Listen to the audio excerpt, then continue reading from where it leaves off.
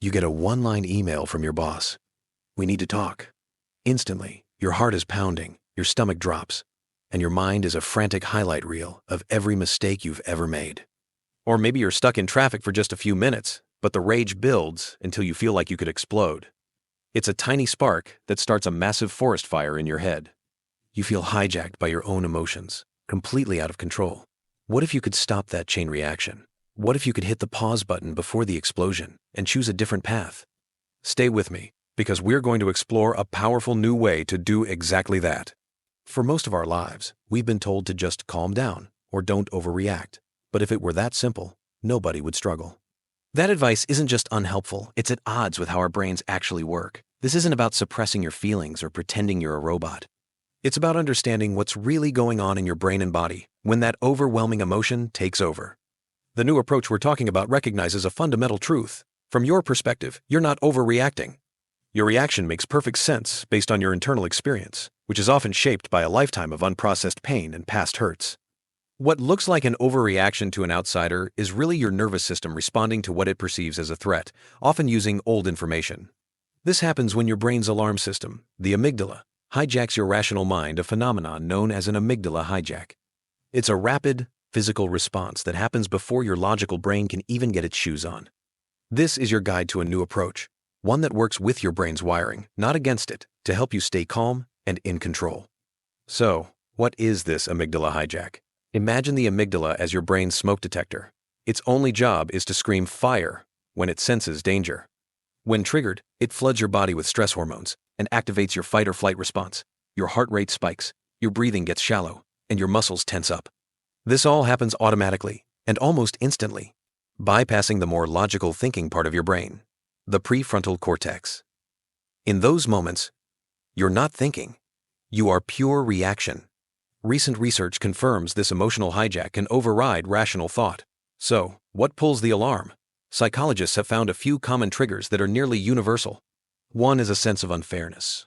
Feeling treated unjustly can provoke intense anger. Another is disrespect when someone violates a core belief you have about how people should treat each other. A third major trigger is anything that threatens your self-esteem, like harsh criticism or feeling rejected.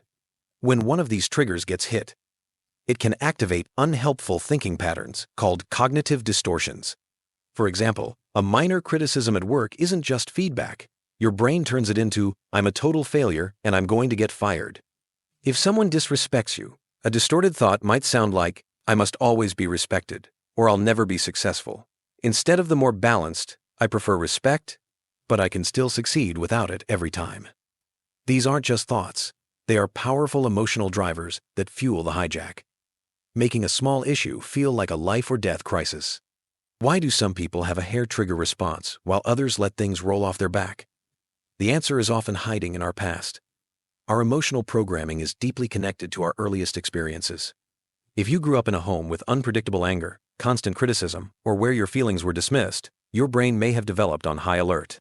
You might not have had a calm adult to help you process big feelings, so you never learned to recognize when a reaction was truly out of proportion.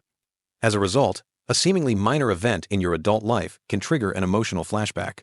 You might react to the present as if you're back in the past, feeling the same intense fear, shame, or helplessness you did as a child. Your partner looking at their phone while you're talking might not just be an annoyance, it could trigger a deep-seated fear of being ignored that you learned years ago.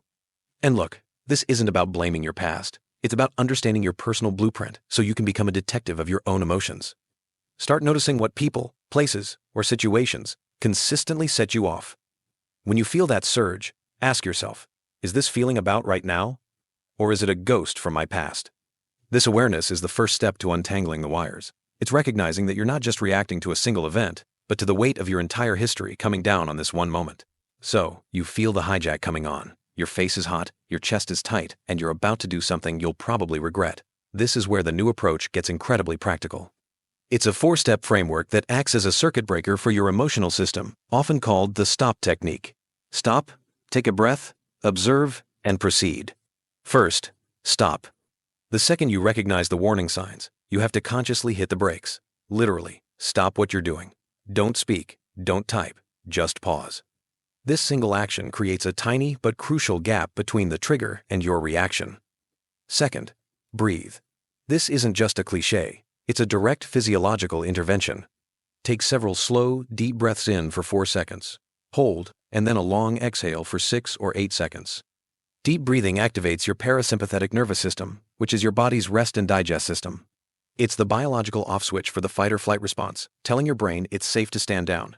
This step cools down your emotional brain so your thinking brain can come back online. Third, observe. Now that you've created some space, you can observe your emotional state without judgment. Notice the feeling. Is it anger, fear, shame? Give it a name. Research shows that simply labeling an emotion can reduce its intensity. Acknowledge it without fighting it or letting it sweep you away. Think of it like a wave in the ocean. You can't stop the wave, but you can choose not to let it drag you under. This is a form of mindful acceptance, a highly effective emotion regulation strategy. Fourth, choose. This is where you take your power back. Instead of an automatic reaction, you can now make a conscious response.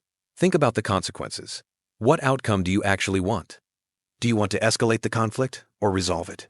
Damage the relationship or strengthen it?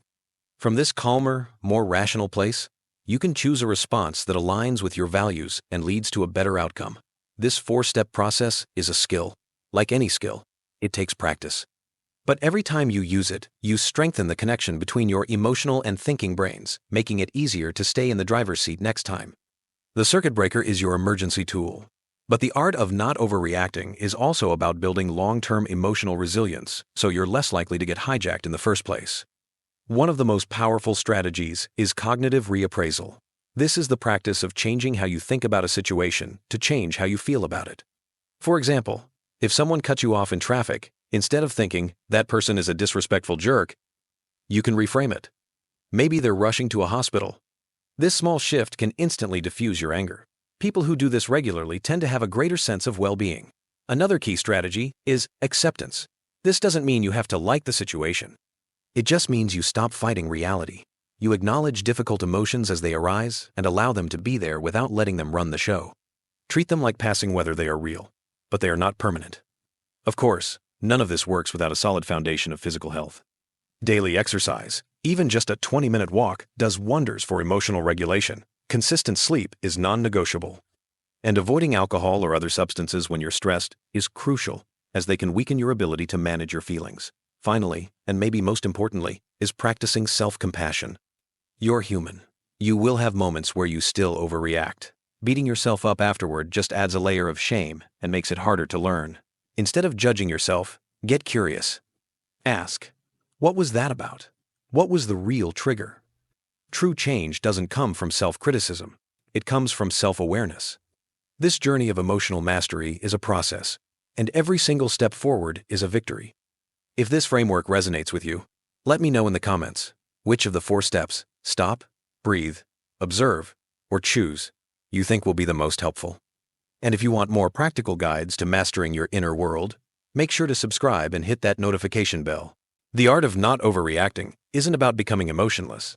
It's about becoming emotionally intelligent. It's about recognizing that an overreaction isn't a character flaw, but a programmed response rooted in your biology and your history.